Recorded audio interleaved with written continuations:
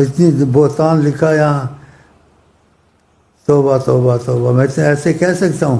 یہ لکھا حضرت کی زیارت کے لیے محترم شیخ امین مدینے والے کے پاس آئیں، ایسے میں کہتا ہوں. ایسے نہیں. ہم لوگ دوسرے مفہوم جو نیت خوانی کرتے ہیں اس میں کہتے ہیں کہ آقا جی سے محبت کرنا، سمجھو آقا جی تم کو مل گئے. آقا جی جس سے محبت کرتے ہیں، آقا جی کہتے ہیں ہم کہیں جاتے آتے نہیں، یہ میری کشتوں میں پہلے سے موجود ہوگا. ہم اس کو اپنے در پہ لے آتے ہیں کہ جو مسافہ ہمارے اس کے درمیان میں ہے وہ زمین کو سمیٹ دیتا ہے اللہ تعالیٰ. یہ مطلب ہے. کتنی گستاخی. یہ مسلمان رہ گئے، کافر رہے گا. تم صدارتی الیکشن کرا اور اب حضرت محمد صلی اللہ علیہ وسلم کو الیکشن کریں گے، ایسے بات کہنی چاہیے.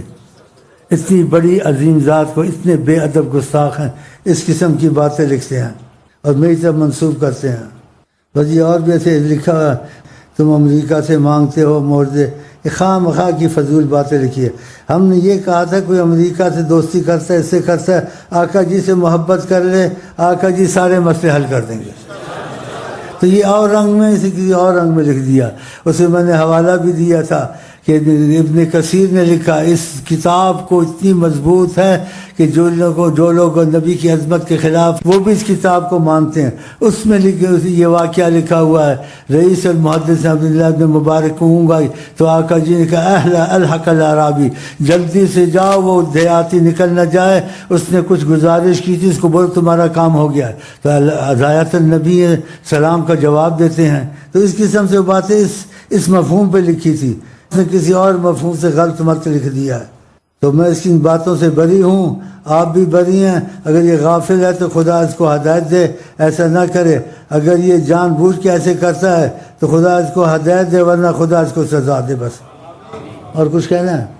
ایسے ظالم لوگ ہیں. اتنی بڑی گستاخی کی باتیں لکھی ہیں جو آدمی کہہ نہیں سکتا. چلو جی، یہ کہتے تھے کچھ آپ کو ضرور کہیں، تو میں نے کچھ کہہ دیا ہے. اب آپ جانیں، آپ کا کام جانیں. اور جو ان کے ساتھ کے لوگ بیٹھے ہوئے ہیں کہ بھئی یہ ایسی باتیں کرتا ہے، ہم ایسی باتیں نہیں کرتے ہیں. مستقل میری کیسٹیں سنو، پھر آپ کو بات آئے گی پوری سمجھ میں کہ ایسے آدھی بات کرنی، آدھی نہ کرنی وہ اچھی نہیں ہوتی. جیسے کسی نے کسی کو کہا کہ بھئی نماز کیوں نہیں پڑھتے ہو؟ ہاں جی، اس نے آدھی بات کہی، آدھی آیت پڑھی. ہوگا شاعر ہوگا، شیطان ہوگا، پتہ نہیں. اس نے کہا خدا کہتے ہیں لا تقربوا الصلاۃ، نماز کے قریب نہ جاؤ. بتاؤ، پوری آیت نہیں پڑھی. پوری آیت کہ لا تقربوا الصلاۃ وانتم سکارا، نماز کے قریب نہ جاؤ جب تم نے شراب میں نشہ کیا. اس وجہ سے تو اسے لا تقربوا الصلاۃ پکڑ لیا. تم آگے نشے ہو وہ نہیں بتایا. بتاؤ. تو ایسی ادھوری باتیں کرنی. اور بھی ایسے مثالیں بہت موجود ہیں. تو اس قسم سی باتیں ادھوری کرنے یہ بہت ظلم ہے. ایسی باتیں نہیں کرنی چاہیے. سمجھ میں آیا آپ کے؟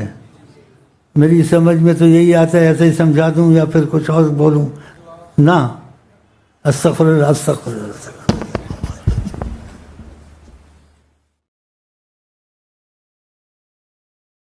تو ہم نے ایسی باتیں نہیں کہ یہاں آئیں یا آقا جی تم کو ملتے. یہ نہیں کہ ہم جو کہتے ہیں آقا جی تم کو ملیں گے، یعنی آقا جی سے محبت کرو گے، آقا جی کا طریقہ اختیار کرو گے، آقا جی سے تعلق پیدا ہوگا. اس کا مفہوم یہ ہوتا ہے. یہ نہیں ہوتا بظاہر ہر چیز کو بظاہر لیا جائے. جیسے خدا کہتے ہیں ہر جگہ موجود ہے. ہر جگہ موجود کا مطلب کیا ہے کہ اب اس کا مفہوم انسان نہیں سمجھتا، بس موجود ہے. ایسے آقا جی ہر جگہ موجود، رحمت العالمین ہے.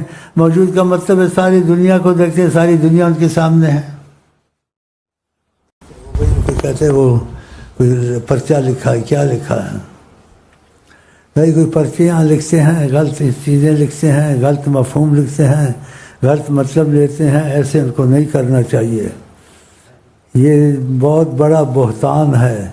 ہاں جی، نبی کریم کی ذات اتنی عظیم ہے، اس کو تصور میں لانا بہت مشکل ہے. تو ایسی الٹی سیدھی باتیں لکھی جو ہم نے نہیں کہی. نہ کوئی بات ہوتا تو اس کا مفہوم کچھ اور تھا. مطلب کہ استغفر اللہ، یا نبی کریم ہے، نبی سے ملو ہے، ایسی باتیں ہم نے نہیں کہی ہیں. اور استغفر اللہ اور ایسی غلط باتیں اس میں لکھی ہیں، پتہ نہیں کس نے لکھی ہیں. اگر غافل ہے تو خدا اس کو ہدایت دے. اگر دشمنی سے غلط مطلب نکال کے لکھے ہیں تو خدا اس کو ہدایت دے. اگر ہدایت نہیں ہے خدا اس کو عبرتناک سزا دے. جو اتنی گستاخی کی باتیں لکھتا ہے اور ہماری طرف منسوب کرتا ہے. ہم نے یہ باتیں نہیں کہی ہیں